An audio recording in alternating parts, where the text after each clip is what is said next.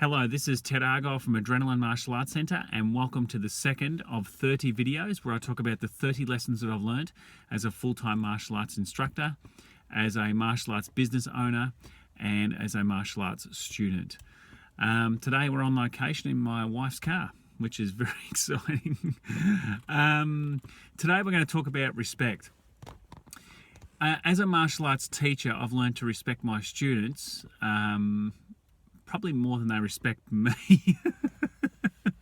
I'm sure my students respect me, but I have on purpose, particularly over the last 15 years, on purpose, I hold a lot of respect and a lot of esteem for my students. For the simple reason being that, my students could be doing 100 other things at that point in history, but they've chosen to turn up to class and learn some stuff and do some things and be challenged and get taken out of their comfort zone a little bit and do things that are a little bit uncomfortable. And I have a lot of respect for that. In this day and age, most people avoid discomfort. That's not to say that our classes are not comfortable. Our classes certainly are comfortable, and they're very family friendly and very, safety conscious.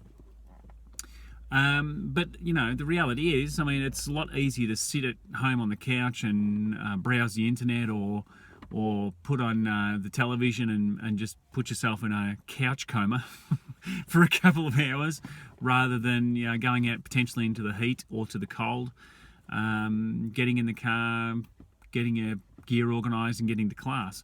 For some people that's a huge challenge and a huge sacrifice, and I respect that.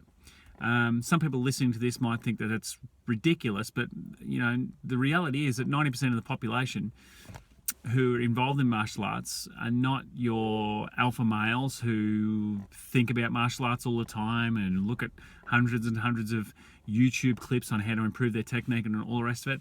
Most people involved in the martial arts world are just very average people who enjoy martial arts training. They enjoy the environment, they enjoy learning the material, and they enjoy being part of something.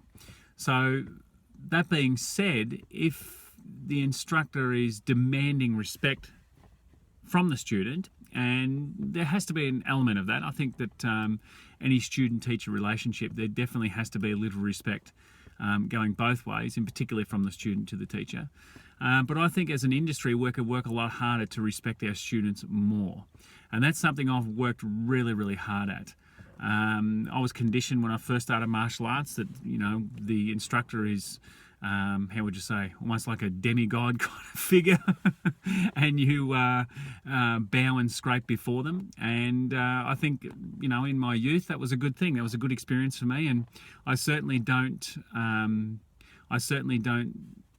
think that martial arts instructors that still operate that way are doing the wrong thing.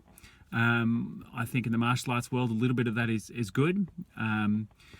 And there's some people in a community who really need that. They really need to show some respect because they don't have any for anyone or anything. So to be forced to give respect in some situations, it's a really good thing. But I think as an industry, as I said before, we could work a lot harder to throw respect back the other way. Martial arts for a lot of people is challenging, both physically and psychologically. And for us who have been in the game for a long time, that certainly we become desensitized to a lot of that. And we forget how hard it is for a lot of people to participate in a martial arts program for lots of reasons. There's, emotional reasons why they find it difficult. There's psychological reasons why they find it difficult. There's physical reasons why they find it difficult. If they're not athletically gifted, for example, they're going to find martial arts instruction difficult, just like they're going to find any other physical endeavour difficult. So if a person has given up their time to turn up to your class, to your school, then you need to throw respect their way. So I work really, really hard to make sure that I respect my students, and now it's just become a habit. So I actually don't really need to work at that anymore. I just, on purpose, and as a natural consequence of doing it for so long, really respect the people that turn up to my school.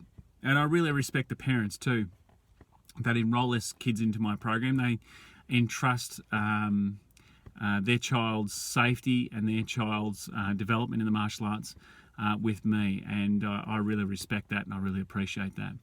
So I hope you enjoyed this video, and I look forward to talking to you tomorrow. Thank you.